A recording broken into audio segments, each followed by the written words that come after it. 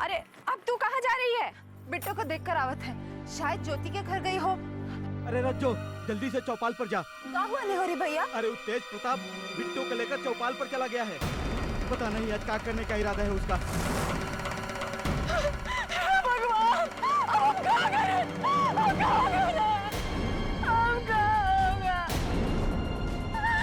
कोई तो बचाओ मेरी बिटिया को, कोई तो बचाओ। रामखोर तेज का इतना हिम्मत, आज वो बचेगा नहीं हमरे हाथ से। ए राजू! लो गांव का लोग, अब निकल के आएगा इसका असली रूप। लगा? हर सांस यहाँ पे गिरवी, ये रस्म है कैसी जीने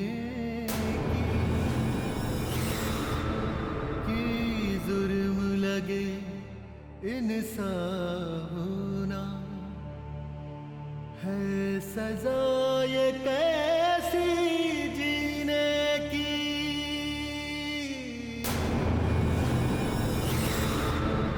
होता आया है सदियों से ऐसा बिट्टो,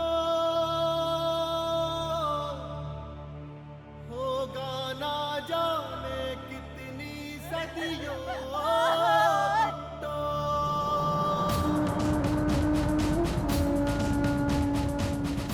अरे गांव का लोग, आंख नीचे किए काहे खड़े हो? देखो इसका असली रूप। अरे पिकसुआ, जी भैया, जरा आईना तोला। ये रूपवती को इसका असली रूप तो दिखाएं। देख अपने आप को आईने में।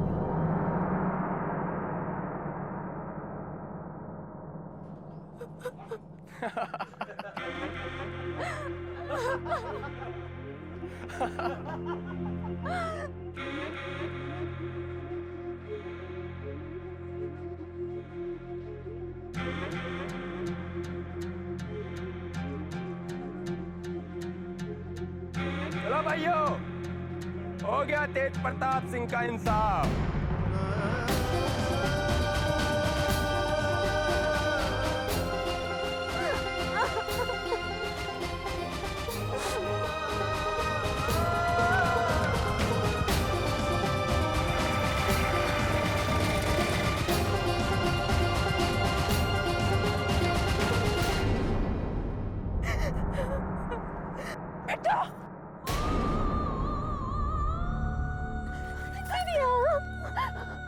अरे उस बिल्ली का जना का इतना हिम्मत कि तुम्हारे साथ ऐसा सलूक करे।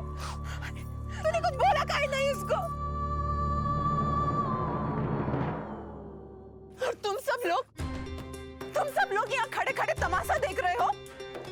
अरे तुम सब लोगों की बहू बेटियों के साथ भी ऐसा ही होगा एक दिन, देख लेना। और उस दिन भी नामर्दों की तरह हाथ से चूड़ी पहन के तमाशा देखते रहना।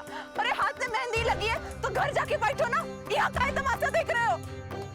ऐसे ही चुप्पी लगा के तुम सब लोग अपने घर का तमाशा देखना, लेकिन हम चुप नहीं रहने वाले।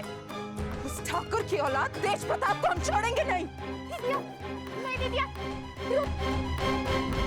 तुम तेज प्रताप से कचू नहीं खाओगी, वरना हमरा हमारा मुंह देखोगी दीदिया। कैसन मिट्टी की बनी है रे तू? वो नास पिटा तुर पे इतना जुल्म ढाता है और तू हमें को रोकती रहती है। वो कहे ना दीदिया, हमरे लिए तुम्हारी जिंदगी किसी भी बेइज्जती से बड़ी है। तुम्हारे लिए अगर हमें जिंदगी भर ऐसे काली पोत के रहना पड़े ना, तो कौनो फर्क नहीं पड़ेगा। और हम छोट जात के लोगों के लिए काली की जिंदगी में लिखा गया है, तो यही सही है, यही सही है दीदिया। हाँ बेटा, इस लड़के ने परेशान करके रख दिया, पूरा खानदान का नाम मिट्टी में मिला दिया। हम जब भी कहते हैं कि उसको रोकिए, तो आप ही उसको बढ़ावा देते हैं ना। तुम कहना क्या चाहती हो कि हमने कहा ये सब करने के लिए? जिसका कल घुटने में होता है ना, उसका कोई कुछ नहीं कर सकता। ये सरेआम जो वो छोटी जात का बेइज्जती कर रहा है, वो अपना खुद का बेइज्जती करा रहा है। तो आप कहे कुछ।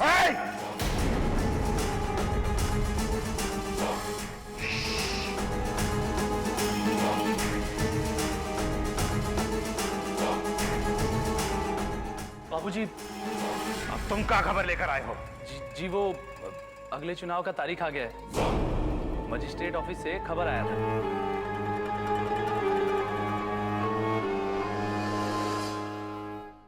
पटवारी जी।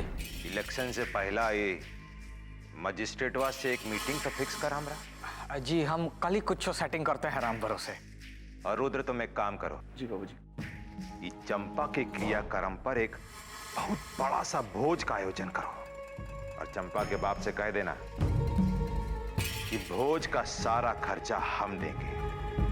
ये भूखे नंगे दक्षिण टोला वाले, वैसे ही ससुरों को कभी पेट भर के खाना नहीं मिलता। चलो, चुनाव से पहले सूर्य प्रताप सिंह का अनाज खाएंगे तो सूर्य प्रताप सिंह को ही प्रधान बनाएंगे। अरे रज्जो बिट्टो, अरे जल्दी भाग के घर जा। क्या हुआ चाचा? तुम्हारी माँ घर में बेहोश पड़ी है।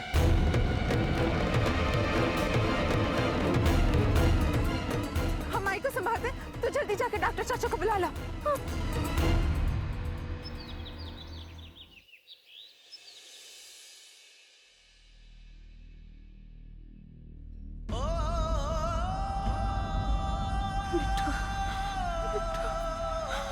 बिट्टू, माई बिट्टू यहाँ आई है।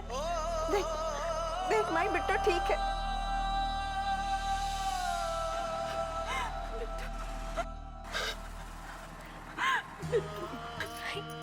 बिट्टू तू ठीक है ना बेटा? हाँ माई, कुल ठीक है। माई माई तू आराम कर, चल लेट जा, लेट।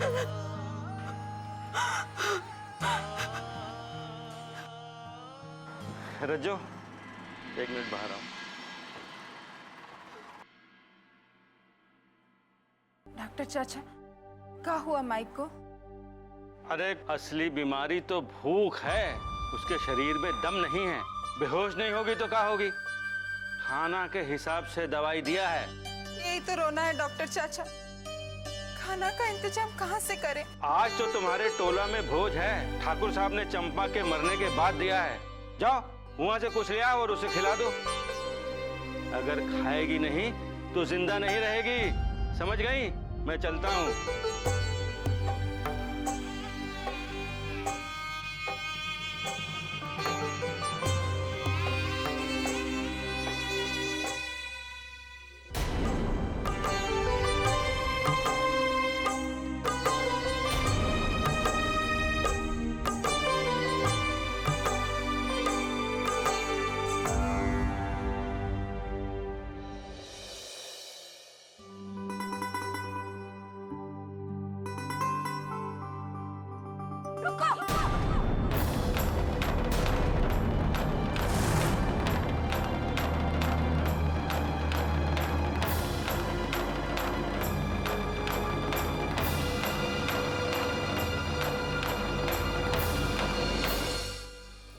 उठो यहाँ से, उठो। चाची, हमारी बेटी मरने का भोज खाने के वास्ते उसे मरवा दिया था। अब गई भोजन ठोसने। चाची, अगर हमें पता होता हमें पता होता तो क्या होता? हाँ, क्या करती तुम? निकल जाओ यहाँ से। चल दीदिया, चाची ने अपनी बेटी खोई है, गुस्सा करने का हक है नहीं। चल। अरे तुम का देखो तो, खाओ खाओ। ज्योति, ये 3 पत्तल खाना कौओं के लिए रखवा देना। ये कौवा ही तो ये बोझ अपना चंपा तक पहुंचा देंगे।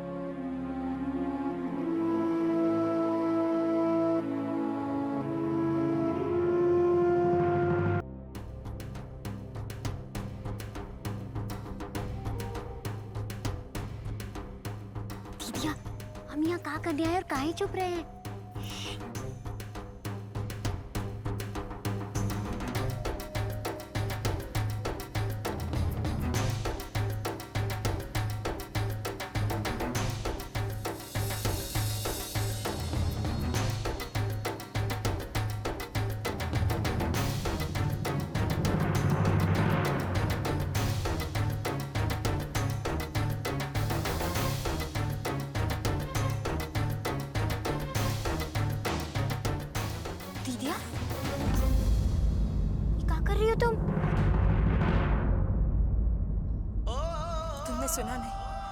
डॉक्टर चाचा का कहे थे, अगर माई को अभी खाना नहीं दिया तो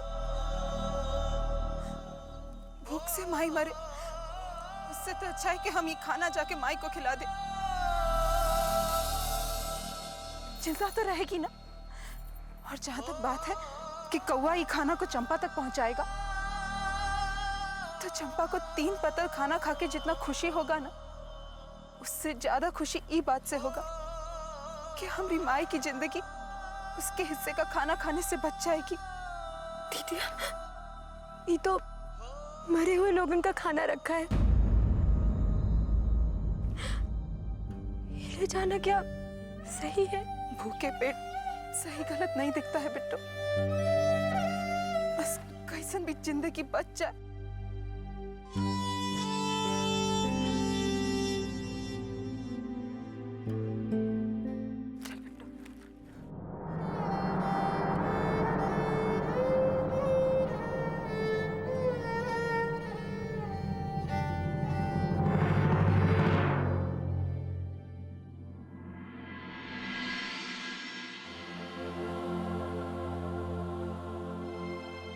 कहाँ चली गई थी तू दोनों?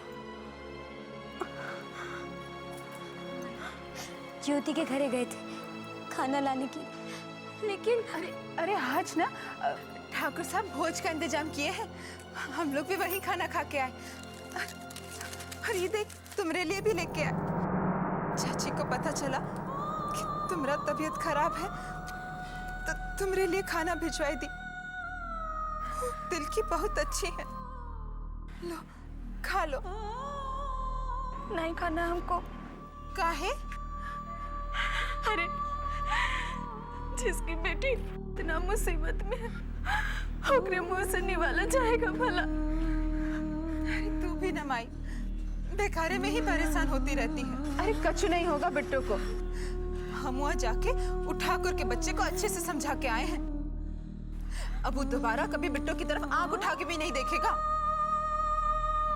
चलो माई, बात ना बनाओ, लो खा लो। डॉक्टर चाचा कहे हैं तुम्हारा खाना खाना जरूरी है। अरे ये खाना खा के जिए से तो मर जाना अच्छा है।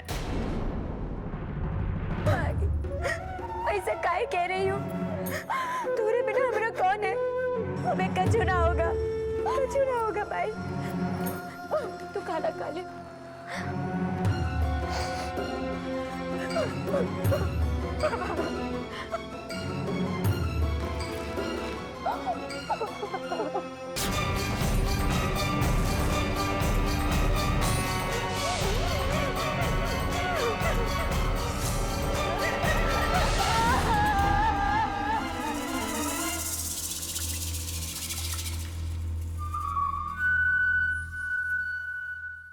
क्या बात है देवर जी, बहुत मंद मंद मुस्कुराई रहे हो।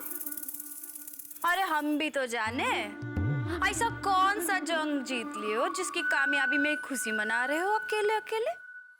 भाभी, जिसकी वजह से मैं अपने पूरे घर में बेइज्जत होना पड़ा। इस लड़की की खूबसूरती हमारी आंखों में, हमारे दिल में, हमारी आत्मा में कांटे की तरह चुभ रही थी।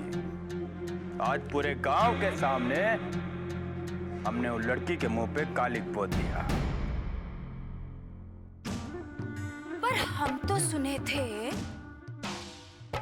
कि ठाकुर लोग बहुत हिम्मती होते हैं। पर तनिक एक बात तो बताइएगा हम, कि उन लड़की का मुंह पर जो कालिक पोता है ना, वो तो पानी से धुल जाएगा, लेकिन आपके मुंह पर जो कालिक पुता है उसका का? भाभी का नाम से बोले जा रही हैं आप? हाय प्रभु, चिल्लाते का है देवर जी? लगता है हमारी बातें आपके पल्ले नहीं पड़ती हैं। सब लोगन का सामने उस लड़की के मुंह पर कालिक पोत कर सारे गांव में खुद ही ढिंडोरा पीट आए हैं कि वो लड़की का खूबसूरती कितना चुभता है आपको। अरे ऐसे ही बदला लेना था तो खुद ही अपने मुंह पे कालिक पोत के घूम जाते सारा गांव। हाँ भाभी, अपना जबान बंद रखिए।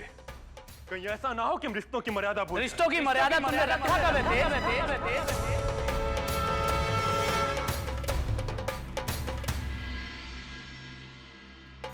अगर तुम्हें रिश्तों का इतना ही मान होता तो आज अपनी भाभी से इस तरह ऊंची आवाज में बात नहीं करते। भैया आप जाइए यहाँ से, हमें किसी का बकवास नहीं सुनना यहाँ।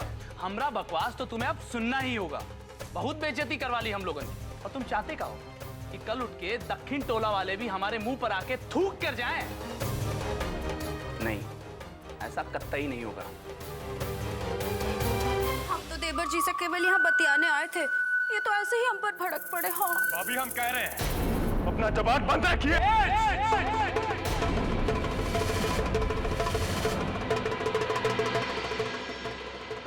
ये मत भूलो कि तुम किससे बात कर रहे हो। ये तुम्हारे भाभी है। माफी मांगो। भैया इससे पहले कि हम सच में भूल जाएं कि हम किससे बात कर रहे हैं, आप इनको लेके जाइए यहाँ से। और नहीं गए तो क्या कर लोगे? हमको कलवा और बिकसवा मत समझना। ये जो गुंडई है ना, मार के निकाल दी जाएगी। देख कर मारोगे? मारो, अरे मारो ना, मारो।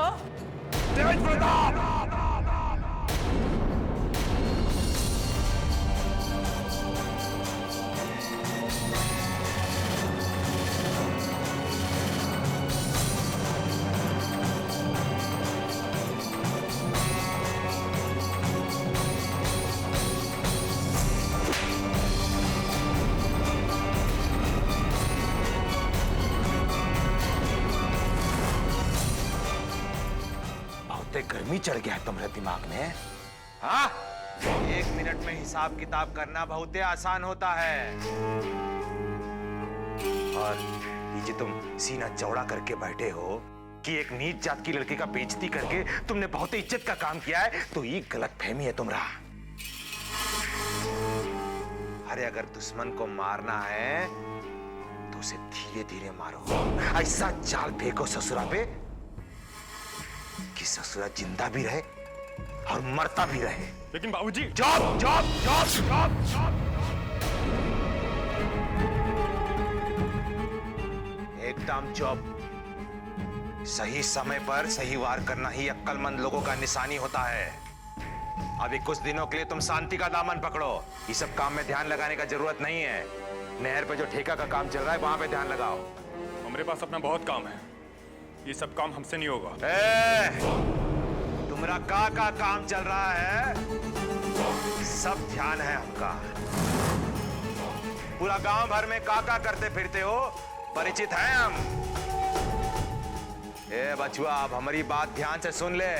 अगर तो के इस घर में रहना है और बचे रहना है जैसा आज तक बचते चले आ रहे हो, तो जैसा हम कह रहे हैं वैसा ही करना होगा। वरना अभी इसी वक्त बोरी बिस्तरा लेके हमारा घर से बाहर। हमसे और हमारा परिवार वालों से तुम्हारा कोई रिश्ता नाता नहीं रहेगा।